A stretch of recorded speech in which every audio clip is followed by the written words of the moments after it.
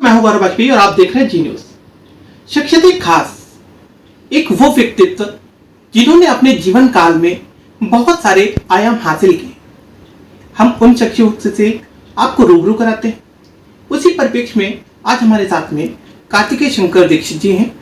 नमस्कार सर। नमस्कार सर, हम ये जानना चाहेंगे हमारे जी न्यूज के जो दर्शक हैं, आपने काफी सारे आयाम हासिल किए, बहुत सारे पदों पर रहते हुए बहुत सारी जिम्मेदारियों का भी निर्वहन किया। तो हम चाहते हैं कि हमारे जो जी न्यूज के दर्शक हैं उनसे आप शेयर। सबसे पहले तो जी न्यूज़ के जितने भी दर्शक हैं उनको मेरा नमस्कार, प्रणाम, अभिवादन।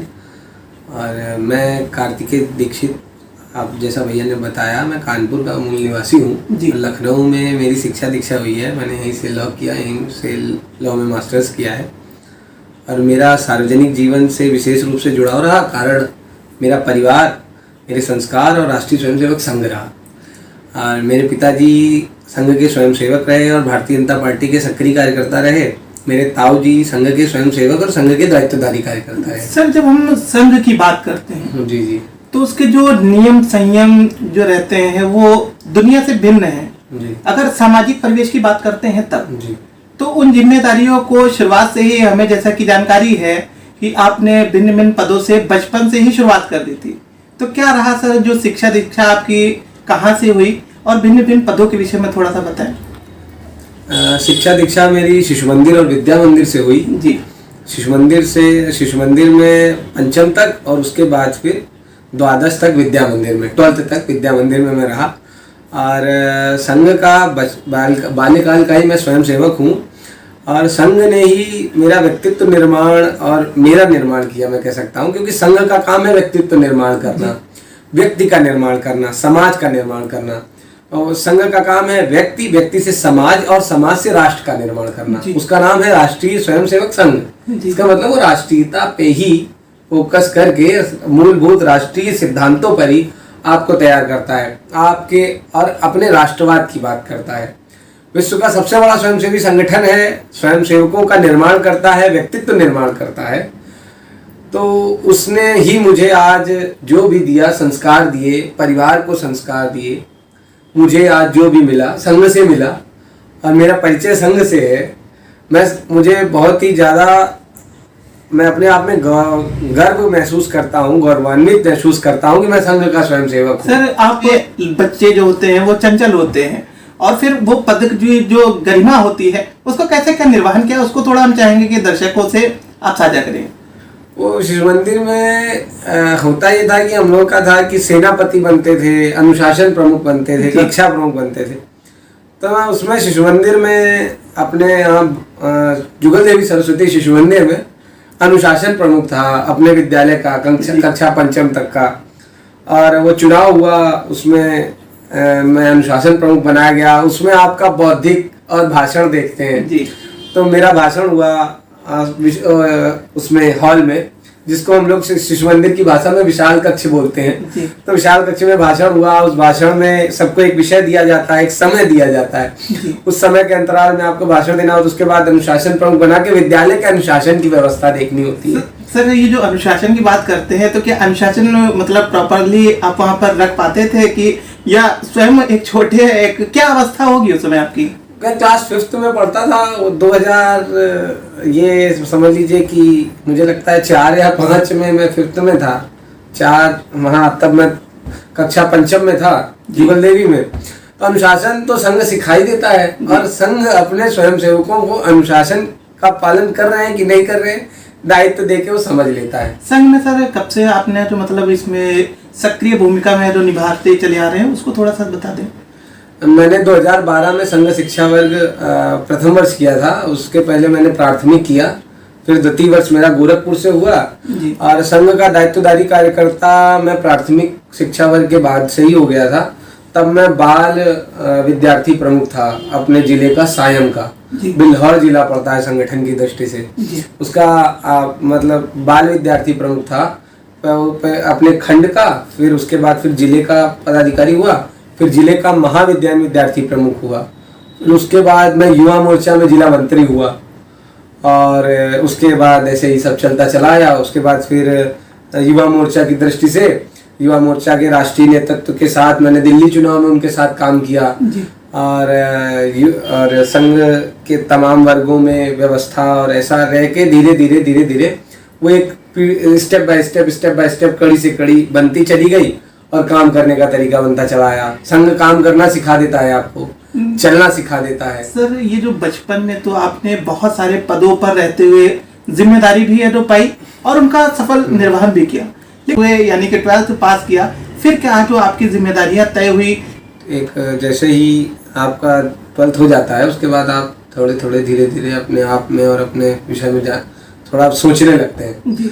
तो उस समय मैं विद्यार्थी परिषद में, माननीय विजय जी हमारे संगठन मंत्री थे, तो उनके साथ मैं विद्यार्थी परिषद के संपर्क में आया और उनके साथ ही थोड़ा बहुत काम किया। उसके बाद कानपुर ग्रामीण जिले में युवा मोर्चा का जिला मंत्री हो गया जी। और जिला मंत्री होने के बाद मैंने युवा मोर्चा में सक्रिय रूप से काम किया। इस समय जो राष्ट्रीय महामंत्री है महिला मोर्चा की, इस समय प्रदेश की उपाध्यक्ष हो गई हैं श्रीमती कमलावती सिंह जी। उनके साथ मैंने भारतीय जनता पार्टी की सदस्यता का काम करना, गांव बूथ लगाना, चौराहे पर बूथ स्तर पर पार्टी की सदस्यता के लिए काम करना। उस समय केंद्र में भारतीय जनता पार्टी की सरकार नहीं थी और हम लोग गांव और बूथ स्तर पे, वो मैं और उस समय उसके बाद फिर और भी लोगों के साथ हम लोग गांव बूथ स्तर पे भारतीय जनता पार्टी की सदस्यता कराना और इन सबका एक काम चलता था। उसके बाद फिर ऑनलाइन सदस्यता, मिस कॉल की व्यवस्था, इस तरीके से हम लोग गांव जाकर कानपुर शहर में, पूरे में, कानपुर महानगर में, कानपुर ग्रामीण में, कानपुर देहात में गांव की सदस्यता करना, ये सब इस तरीके से संगठन के लिए फिर पूरी तरीके से लग गए। क्योंकि संगठन और राष्ट्र ये एक ही साथ काम करते हैं। राष्ट्र हित में काम करने वाला संगठन अगर कोई है तो भारतीय जनता पार्टी है। तो हम लोग राष्ट्र हित के संगठन के साथ काम करके, राष्ट्र हित के संगठन के लिए काम करके, राष्ट्र के लिए काम करने की प्रेरणा रखते थे। तो हम लोग उसके साथ, उनके साथ लग गए और फिर हम लोग काम करने लगे। तो मूलभूत जमीनी स्तर से काम करना शुरू किया और उसको कैसे भी करके अपने विचारधारा, अपने लोग, अपनी मानसिकता और हमारा राष्ट्र कैसे सुरक्षित रहे, कौन सी पार्टी उसको सुरक्षित रख सकती है, इस पे काम करना शुरू किया। और फिर अपनी पार्टी के जो भी हमारे मूलभूत सिद्धांत हैं उन पे काम करना शुरू किया। संघ का स्वयंसेवक था तो संघ 3 M से दूर रहता है, मंच, माइक और मीडिया जी।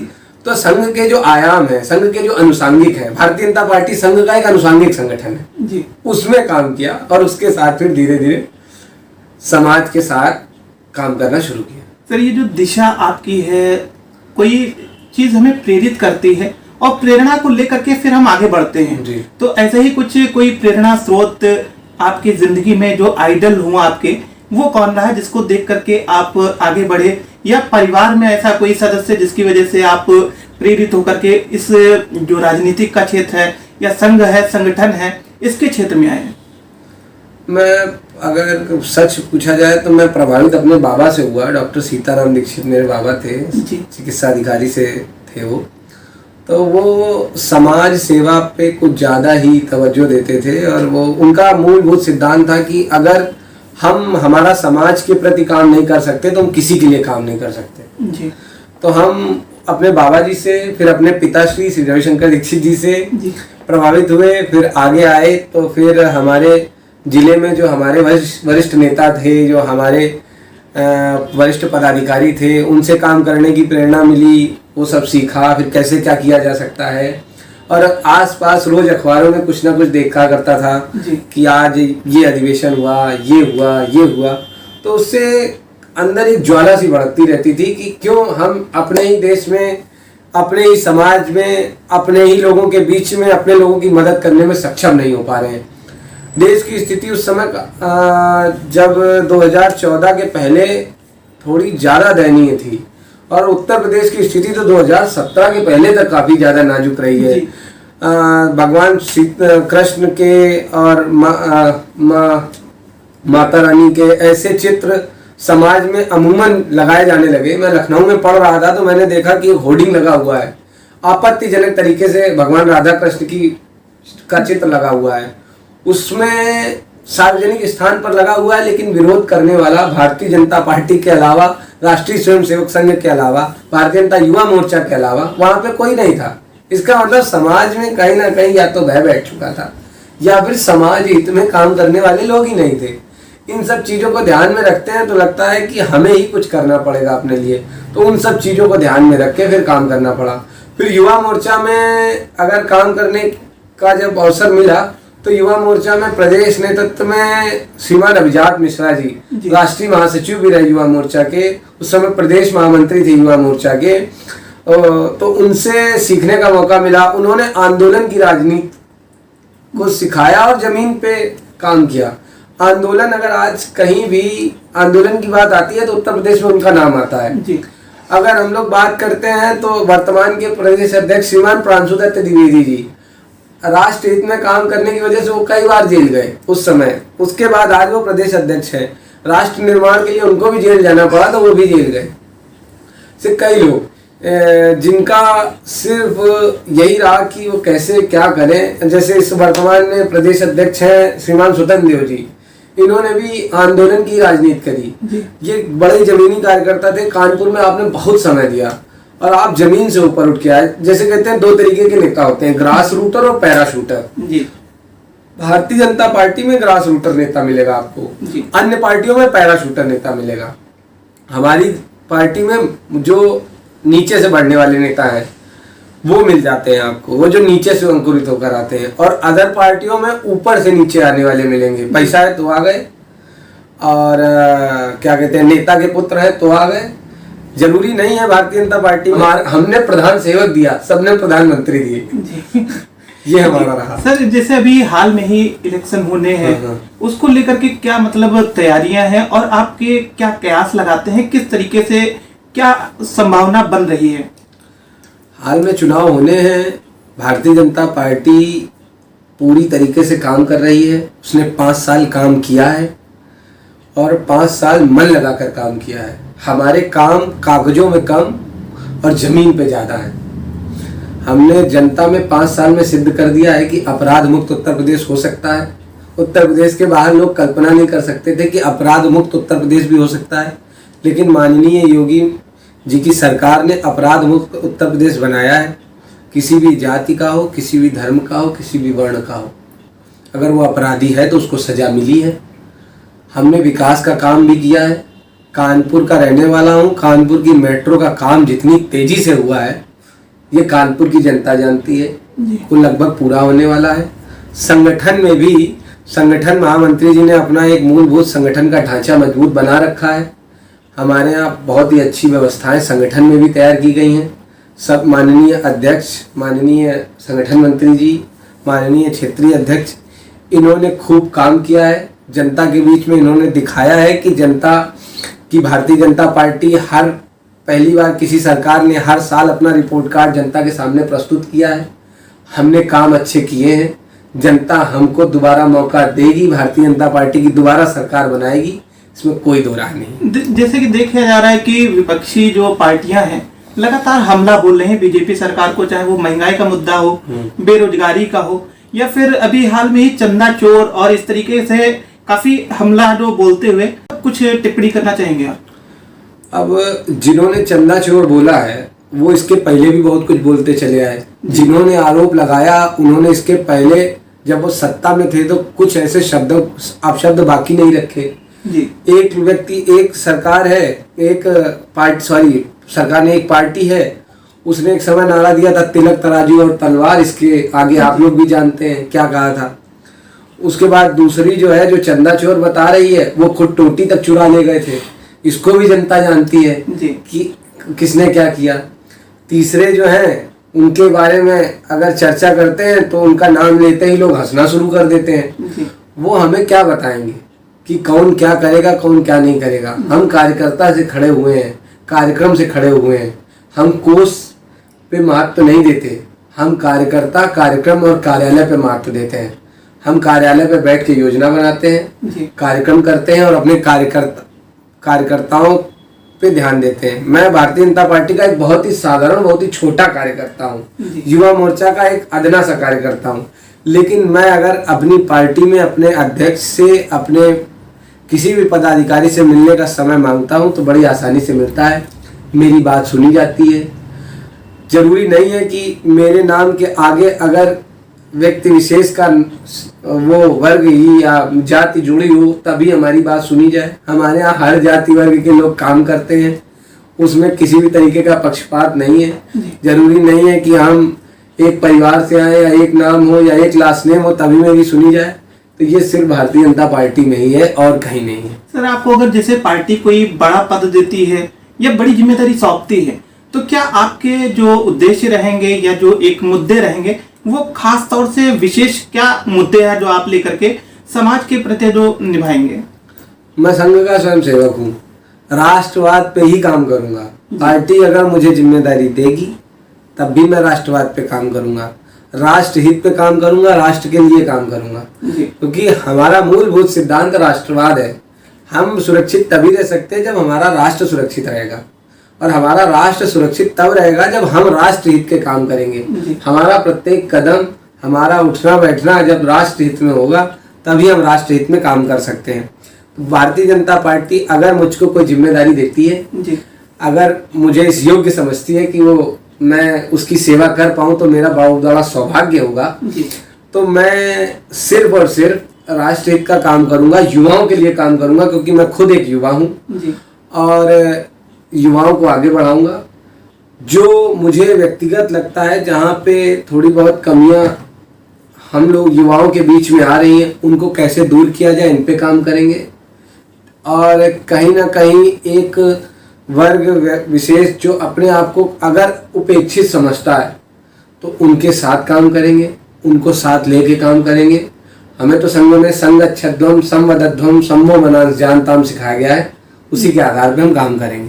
सर, ये जो अक्सर देखा गया है आरक्षण, जाति के आधार पर वरीयता दे दी जाती है, लेकिन उसमें किंचित मात्र भी ये नहीं देखा जाता है कि जो टैलेंटेड है, जो अपनी शैक्षिक अर्हता के योग्य है और उसको योग्य होने के बाद भी वहां पर उसको स्थान नहीं दिया जाता।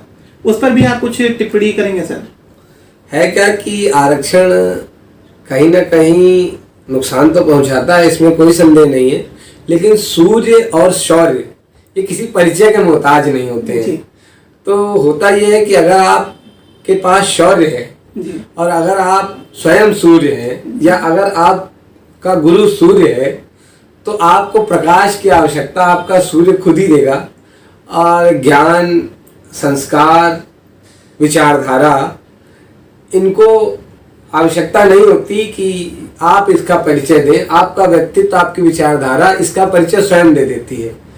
तो इस पे सरकार काम कर रही है। सवर्णों को भी आरक्षण सरकार ने दिया है, धीरे धीरे इस पे भी काम किया जाएगा।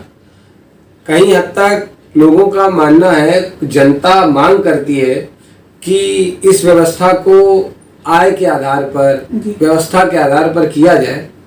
मुझे लगता है कि जिस हिसाब से संसाधन लोगों को उपलब्ध कराए जा रहे हैं, गैस सिलेंडर लोगों के पास पहुंचे हैं, शौचालय घर में बने हैं, प्रधानमंत्री आवास आए हैं, जैसे ही धीरे धीरे सारी व्यवस्थाएं हो जाएंगी इस पे भी सरकार विचार करेगी। सर, कोरोना काल 2022 में हाल में ही चुनाव होने, उसको लेकर के आप क्या सोचते हैं? आपकी विचारधारा में क्या कयास लगाते हैं? कहां तक क्या संभावना किसकी बन रही? 2022 के जो चुनाव हैं इसमें भारतीय जनता पार्टी ने 5 साल पिछला खूब काम किया। माननीय योगी जी की सरकार ने खूब काम किया।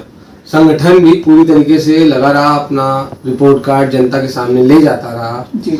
और हमने कागजों में और जमीन पे दोनों पे काम किया। हम धरातल पे भी हमारा काम दिखाई दिया, लेकिन अन्य सरकारों का काम कागजों में दिखाई दिया, धरातल पे नहीं दिखाई दिया जी।